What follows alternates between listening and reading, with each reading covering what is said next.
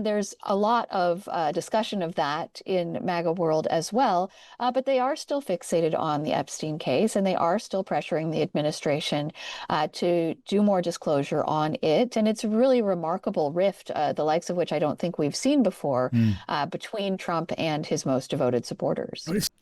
Now, let us first check in with Molly Ball, the senior political correspondent at the Wall Street Journal. He was live on the line. Hello, Molly. Welcome to the program again. Hello, John. Thanks for having me. It's always good to have you here, Molly. So just get us up to speed on this. The White House in full rebuttal mode. Yes, I will say, first of all, that our reporting is not fake news, and we stand behind it.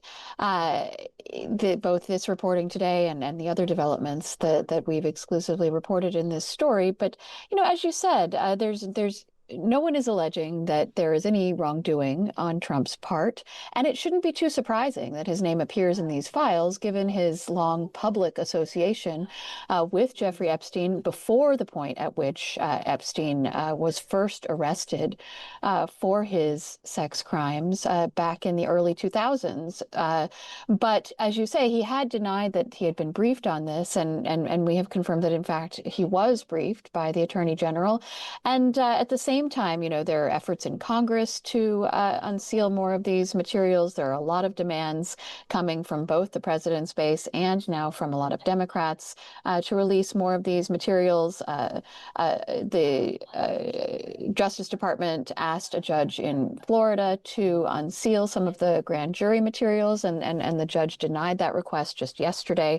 So part of the reason that this story continues to unfold is just that there continue to be new developments in terms of the disclosure that's being demanded and whether or not it's occurred. Right. So that flat denial is the president was briefed, and there are a number of officials in the Wall Street Journal, picked up by other outlets, that he was briefed about his name in these files.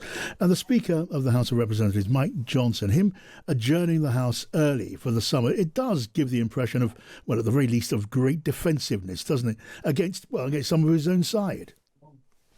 Well, at the very least, you have a lot of Republicans who are not willing to let this matter go. And it was because of those divisions within the Republican Party and the infighting that was happening that whatever business the House was trying to finish up before their traditional month off for the month of August had gotten completely stopped by this dispute and the bickering over the Epstein files. They did manage to issue a subpoena for Epstein's convicted former girlfriend, Ghislaine Maxwell, who is serving a 20-year sentence and has appealed her conviction.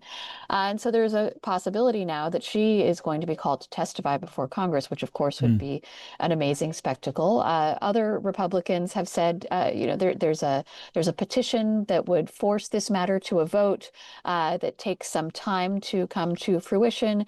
And some Republicans have expressed either the hope or the worry that they will spend that August period back in their home districts being constantly asked about this at a time when they would prefer to be asked about their big legislative victory on Trump's tax bill just a few weeks ago. So it's become a big political problem for the Republican Party. Right. And how do you read the state of the Make America Great Again Trump base now? I mean, they have, to an extent, haven't they, in some numbers, rallied around Donald Trump against, well, the common enemy, in this case, the media, and that would include the Wall Street Journal right now. They have, but at the same time, you still hear them asking questions. There has been, they are not as angry at him as they were when he first started telling them to drop it and even calling his own supporters stupid last week. But you still have a lot of members of the president's base who are unwilling to simply let this matter go and move on to the next thing. Trump has tried very hard to reset the attention of MAGA world on this new conspiracy theory that he's peddling, claiming that that there is evidence to arrest former President Obama for treason. But there's a lot of discussion of that in MAGA world as well. But they are still fixated on the Epstein case, and they are still pressuring the administration to do more disclosure on it. And it's a really remarkable rift, the likes of which I don't think we've seen before, between Trump and his most devoted supporters. Well, it's certainly got the White House and the president rattled. I mean, one can say that perfectly objectively. It can't be the sudden talk of, well, I say sudden, the talk of sending the law after Barack Obama and his senior advisor calling the former president a traitor, all that sort of thing. It looks very like kicking up dust as a distraction tactic. Well, Trump spent much of his third presidential campaign last year vowing to take revenge on both on his enemies and by extension, the enemies of the people, as he frames it. And his supporters have taken that quite seriously. It's an interesting contrast with his first term when in that first campaign, he had been out on the campaign trail chanting, "Lock her up," about Hillary Clinton. But then once he got into office, that wasn't taken particularly seriously. You didn't have a whole political movement that was devoted to asking the question, why aren't we locking her up? Where is the prosecution? This time around, that MAGA ecosystem is much more well developed and to some degree independent. And so they are actually fixated on these promises that they see Trump as having made. They don't see them as empty political promises. They want to see the vengeance that he promised. They want to see the retribution that he promised. They want to see these prosecutions by his hand-picked Justice Department actually take place, and they're not letting up that pressure. Maury Ball at the Wall Street Journal, thank you. Now, let me say hello and welcome to the program, Matthew Bartlett, who's a Republican strategist who served in the State Department during President Trump's first term. Welcome to you, Matthew. Hey, John. It's good to have you here. Thank you for joining us. Matthew, in your judgment, how big a problem is this matter of Donald Trump and the Epstein files? Yeah, it's a mess. It's a saga, a soap opera, a scandal that's just not going away. And it's a very different narrative, maybe than we've ever seen in Washington. This really isn't a political issue. It's asymmetric. Originated from the right as a pursuit of the truth, some legitimate questions to be asked around, a shady individual committing horrific crimes. And yet now it is, again, taking control of the narrative of this town, overshadowing any other policy issue, ideological issue, and just turning into an absolute nightmare right now for the White House. Right. So it's a deeply uncomfortable story that just will not go away despite the president's very best efforts. But I put it into context against the other ups and downs of the Trump presidency so far. We've seen market meltdowns, we've seen market recoveries, we've seen the president zigzag this way and that under various kinds of competing pressures. How does this fit into that pattern? How dangerous is it? Again, you're asking the right questions, you're making the right points, but this is so far different. Yes, we had, President Trump arguably had one of the best months any American president has had in decades. A successful trip to the Middle East, uniting the region, passing his signature piece of legislation, enacting his signature trade policy, taming the markets, a strike against Iran that many people cautioned would lead to war, certainly did not. He's on the winning end of all of this, at least, from his perspective. And now you have a controversy that is coming up again, not originating from Democrats, but from the right, not even Republicans, but arose out of the MAGA base. So this is interesting, remembering that the MAGA movement, it's not like Donald Trump took the mantle. He is the MAGA movement. Yeah. This is largely based around his policies, with the emphasis on him.